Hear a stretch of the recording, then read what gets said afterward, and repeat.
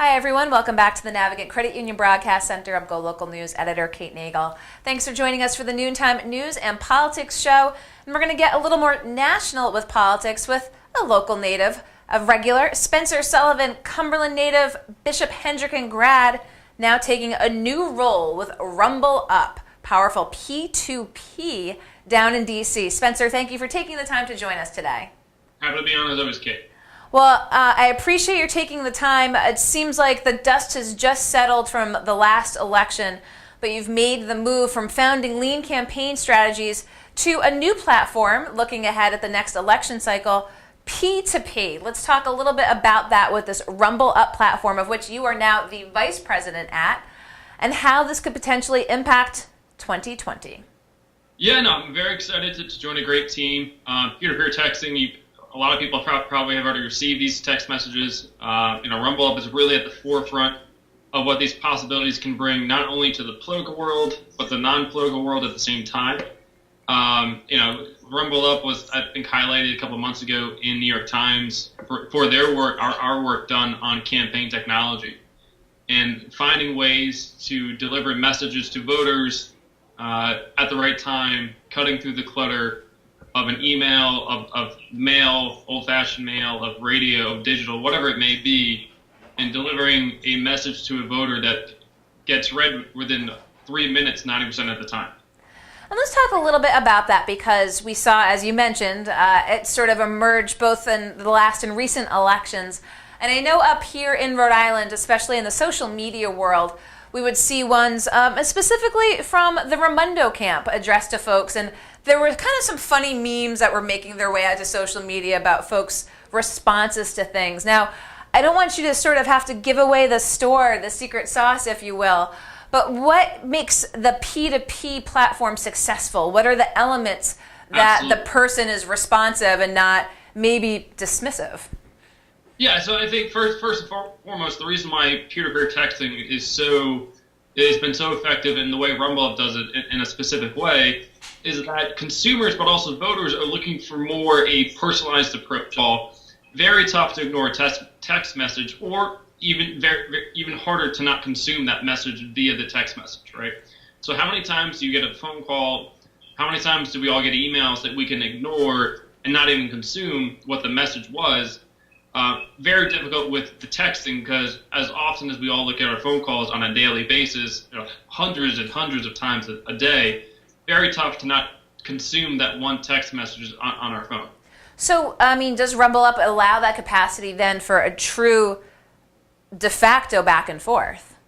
Yeah, so one of the things that we absolutely preach, and one of the things that makes us the most advanced in the arena is it's the personalization, it's the authenticity, it's the conversation, the two-way street back and forth. And when someone actually does respond, there's a live being at the other end of that, right? Okay. So in a very timely manner at the same time. So handling the conversations, contacting, whether it's a voter, a consumer, a client, or stakeholder for the business, for the organization, or the campaign, and making it a genuine, authentic, two-way conversation in which people are craving. I mean, like we live in a very connected world, but also a very disconnected world, because we know when things are just automated or systematic, right, and not really a live person at the other end of the phone. So let's talk a little bit about that, as I just mentioned, with the dust settling from 2018. How do you envision Rumble Up engaging voters moving towards 2020? Because again, a lot of what we had seen just leading up to 2018 in the general election seemed to be a huge GOTV, basically effort at the end to get out the vote. Is there going to be a real strategy to establish these relationships over the next 2 years? So again, that end user isn't all of a sudden on October 20th getting slammed with text messages being like, well, where were you in 2019?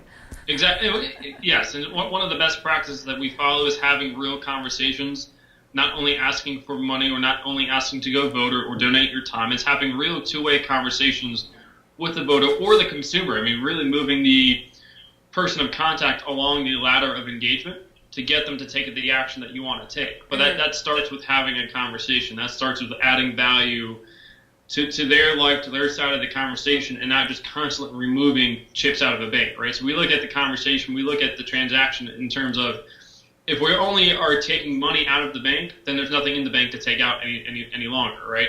So we try to keep adding money into the bank with these conversations, with adding value to the individual's life. And then when it's time to move them along the ladder of engagement, whether it's for, I think one of the toughest sells, to be honest with you, is asking people to donate, asking people for someone to vote for you, asking someone to take time out of their life to do that. And Rumble Up was incredibly effective doing that in 2018.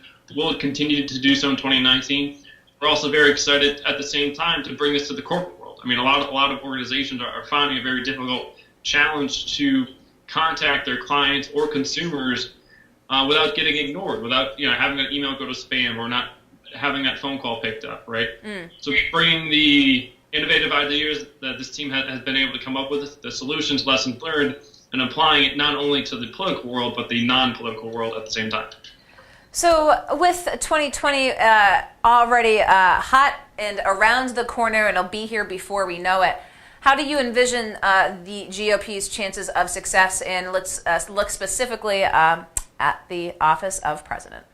I think there's a track record of when, even if you did lose the House, under President Obama and HW, that there was a re-election. So that, that there's that, right?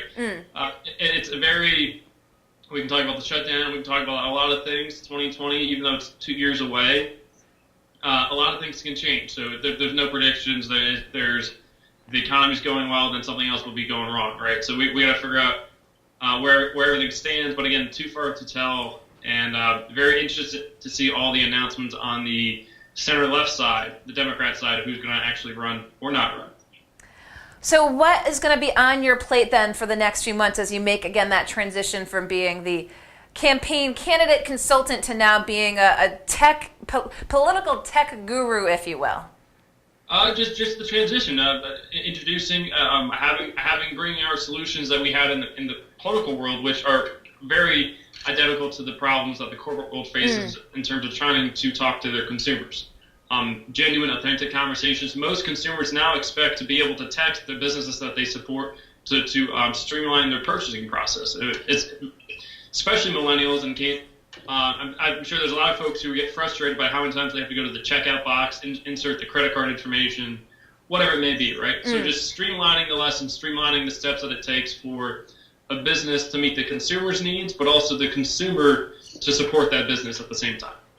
Well, I certainly hope we can continue to pick your brain both on the political front and, of course, on the political technology front moving forward, because as we know, it's early, but plenty of candidates and pretenders and contenders are looking ahead for 2020. So, Spencer Sullivan, we appreciate your taking the time to Skype in. I appreciate it. Thank you, Kate. Okay, thanks. We're going to let Spencer Sullivan go.